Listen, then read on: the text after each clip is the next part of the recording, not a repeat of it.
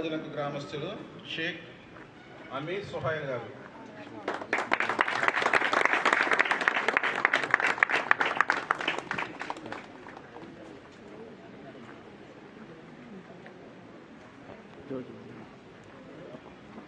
అమీర్ సుహైల్ గారు మన కొమరాజులంక గ్రామం, రావులపాలెం మండలం.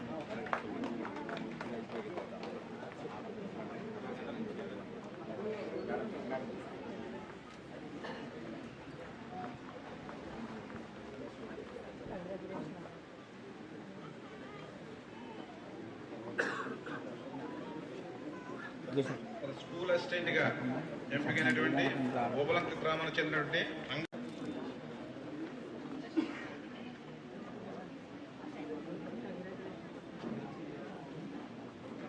గుత్తుల చంద్రశేఖర్ గారు, కొమరాజులంక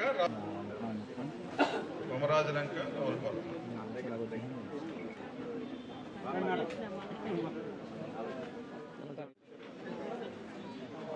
కట్టుంగ దుర్గాప్రసాద్ గారు, వెదిరేశ్వరం. మన కొత్తపేట నియోజకవర్గ పరిధిలో ఈ మధ్య జరిగినటువంటి మెగా డిఎస్సిలో 68 మంది యువకులు టీచర్స్గా సెలెక్ట్ అయి రేపు బాధ్యతలు స్వీకరిస్తున్న శుభ సందర్భంలో ఒక్కసారి మిమ్మల్ని అందరినీ కలుసుకుని అభినందించాలనే ఆలోచనలో భాగంగా ఈనాడు ఈ కార్యక్రమం నిర్వహించుకోవడం. దానికి మన రాష్ట్ర BC welfare finance corporation chairman గౌరవనీయురాలు, జిల్లా తెలుగుదేశం పార్టీ అధ్యక్షురాలు శ్రీమతి రెడ్డి అనంతకుమార్ గారు, బీజేపీ నాయకులు, సీనియర్ నాయకులు శ్రీ సత్యానందం గారు, బీదర్ నుంచి రామకృష్ణ గారు, తాతాజీ గారు, ఏడుగొండ్ల గారు, ఇంకా మన వీరేష్ గారు, అయినవేలి సత్యబాబు గౌడ్ గారు, బీజేపీ నాయకులు, కొత్తపేట సర్పంచ్ గారు భాస్కర్రావు గారు, బాబ్జీ గారు, ఇంకా చాలా మంది వచ్చారు. ఈ కార్యక్రమంలో పాల్పంచుకున్న ప్రతి ఒక్కరికి, పాత్రికేయ మిత్రులు, ఇక ఈనాడు టీచర్లుగా సెలెక్ట్ అయిన కుటుంబ సభ్యులు కూడా వారు కూడా వచ్చారు. వారి కుటుంబ సభ్యులకు పేరు పేరున ప్రతి ఒక్కరికి నా హృదయపూర్వకమైనటువంటి నమస్కారాలు తెలియజేసుకుంటూ ఉన్నాను. ఈనాడు విజయం సాధించినటువంటి మన సోదరి మళ్ళీ అయినటువంటి టీచర్స్ కూడా నా అభినందనలు తెలియజేసుకుంటూ ఉన్నాను. ఎందుకంటే మీరు టీచర్గా సెలెక్ట్ అవ్వడానికి ఎంత కష్టపడ్డారో, ఎంత తపన పడ్డారో, ఈ ఉద్యోగం సాధించాలి, ప్రభుత్వ టీచర్గా సేవ చేయాలని మీ యొక్క సంకల్పం, మీ యొక్క కృషి ఫలించి ఈనాడు మన నియోజకవర్గ పరిధిలో 68 మంది సెలెక్ట్ కావడం మా అందరికీ కూడా గర్వకారణం. అది మీ యొక్క కృషి ఫలితంగానే ఈ సందర్భంగా నేను మీకు తెలియజేసుకుంటూ ఉన్నాను. ఆ యొక్క మీ కృషి ఫలితం రేపు ఈ సమాజాన్ని రూపొందించడం కోసం. ఎందుకంటే ఉపాధ్యాయుడి చేతిలోనే సమాజం ఉంటుంది. తల్లి తండ్రి తర్వాత ప్రతి బిడ్డకి గురువే మరి యొక్క మార్గదర్శి. తల్లి తండ్రి బిడ్డను సాగితే ఆ బిడ్డను రేపు సమాజానికి ఉపయోగపడే భావి భారత పౌరుడిగా ఏ లక్ష్యంతో రేపు ఆ బిడ్డ బాగా చదువుకుని చక్కటి పునాది ఏర్పడి ముందుకెళ్లాలనేది రూపొందించే బాధ్యత ఈ సమాజంలో చాలా మంది పాత్రదారులు. ఎమ్మెల్యే గారు ఉంటాడు, లేదా ఎస్పీ గారు ఉంటారు, కలెక్టర్ గారు ఉంటారు, లాయర్ గారు ఉంటారు, వ్యాపారస్తులు ఉంటారు, పారిశ్రామికవేత్త ఉంటారు, అందరు శాఖల ఉద్యోగులు ఉంటారు.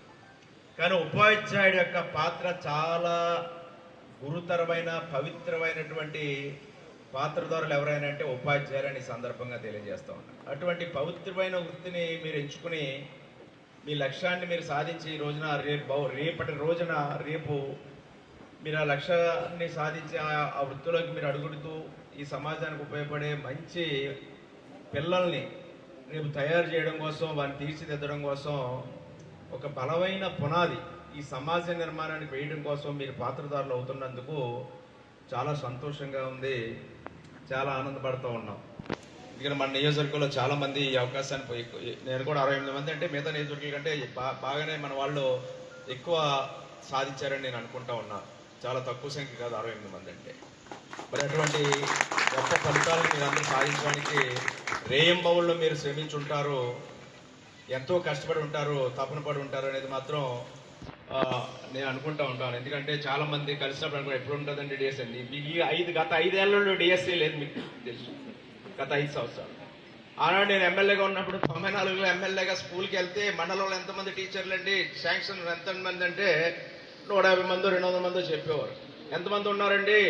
50 మంది ఉన్నారండి. ఇప్పుడు నేను 94లో ఫస్ట్ టైం ఎమ్మెల్యే అయ్యాక ప్రతి మండలం రివ్యూ చేస్తున్నప్పుడు ఉపాధ్యాయ పోస్టులు మనకి మండలం ఎన్ని స్కూళ్ళు ఉన్నాయి, ఎంతమంది ఉపాధ్యాయులు మనకంటే 150 నుంచి 200 ఉండి నాకు బాగా గుర్తు.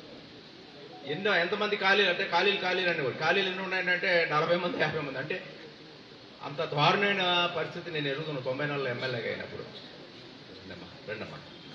అటువంటిది చంద్రబాబు నాయుడు గారు ముఖ్యమంత్రి అయ్యాక 2 లక్షల మంది ఉపాధ్యాయుల్ని ఆనాడు నియమించిన ఘనత చంద్రబాబు నాయుడు గారు.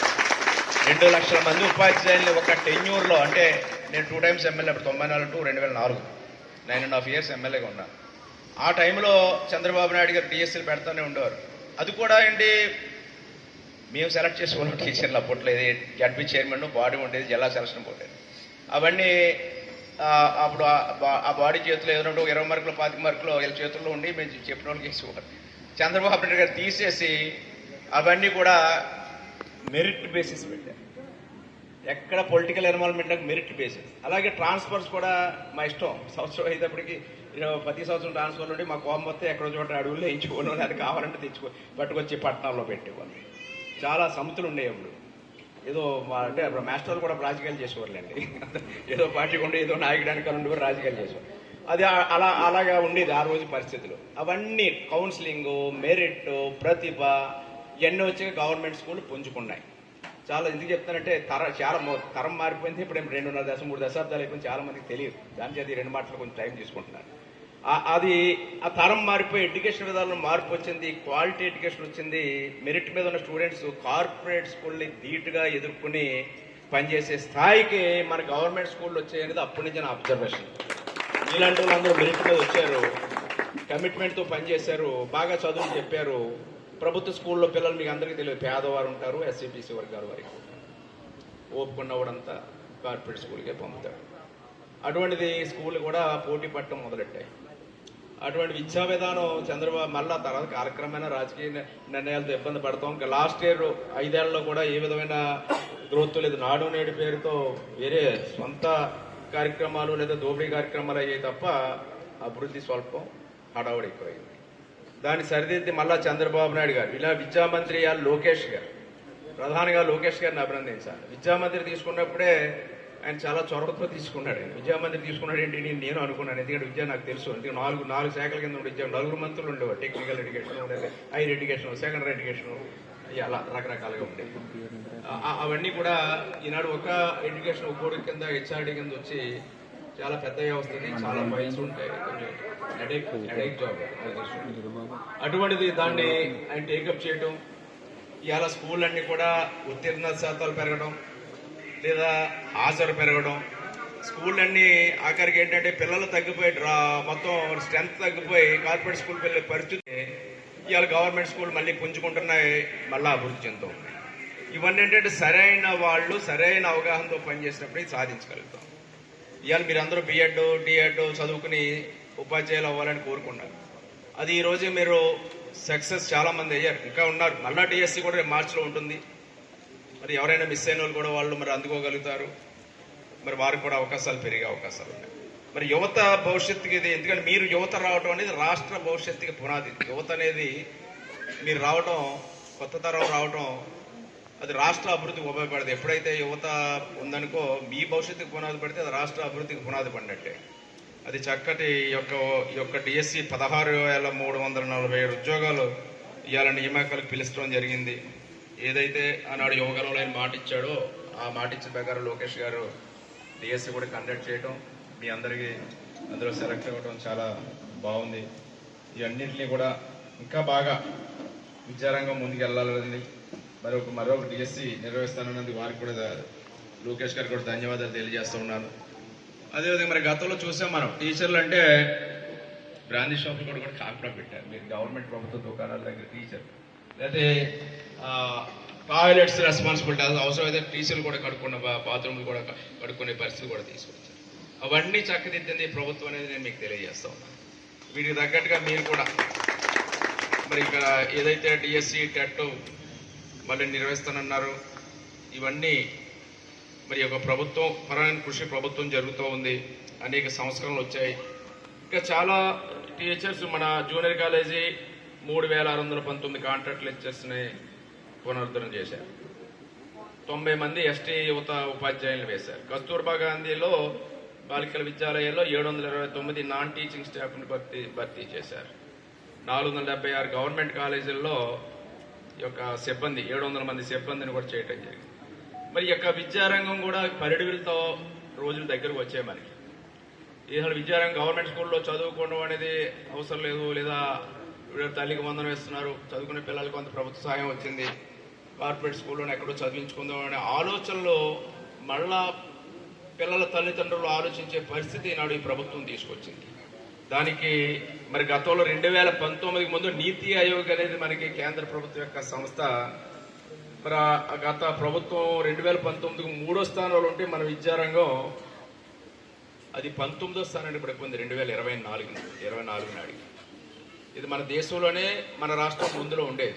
అటువంటి మళ్ళా మన మొదటి స్థానాల్లోకి రావడానికి ఇప్పుడు లోకేష్ గారి యొక్క సంస్కరణలు కూడా ఉపయోగపడాలని, ఎందుకంటే ఈ సమాజాన్ని రూపొందించే రూపకల్పన చేసే పెద్దల్లో మీరు, తల్లి తండ్రి తర్వాత గురుతరమైన బాధ్యతలు ఉన్న మీరు, అంటే మన ఉపాధ్యాయ లోకం ఇదంతా కూడా ఈ యొక్క ముందడుగు వేయాలని, ఇక్కడ గురు బ్రహ్మ గురు విష్ణు గురు సాక్షాత్ పరబ్రహ్మ తస్మై గురువే నమః మనందరూ మొట్టమొదటిగా అక్కడి నుంచే బయలుదేరుతాం.